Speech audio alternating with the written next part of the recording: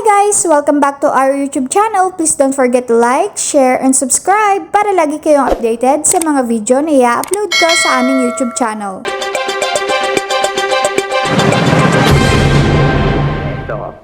Well, kailangan ng mga senior citizens yung financial help mula sa ating Tapos pamahalaan. na-approve. Yes, na-approve din yung opportunity for employment. Kasi marami din namang mga nakatatanda na pwede pa, capable pa na magtrabaho. So, yan po, na-approve na rin po yun at nagbigay kami ng incentive, tax incentive sa mga private establishments na tatanggap sa mga nakatatanda. Kaya lang, magaan din naman ang kanilang trabaho. Yun, tapos na-approve na rin yung enhancement ng mga discounts. Oo, gaya nung 200, kagaya ng electric, naging 200 kilowatt hour.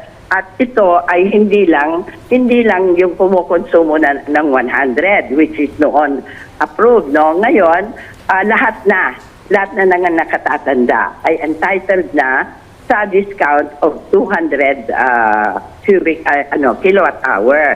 Tapos, noon, 30 cubic meter of water, pero ngayon, naging 50 na. Oo, parang inano namin, oo. Okay. Ngayon, isasama nga namin yung mga supplements, yung mga vitamins, kasi hindi kasama sa discount yun eh.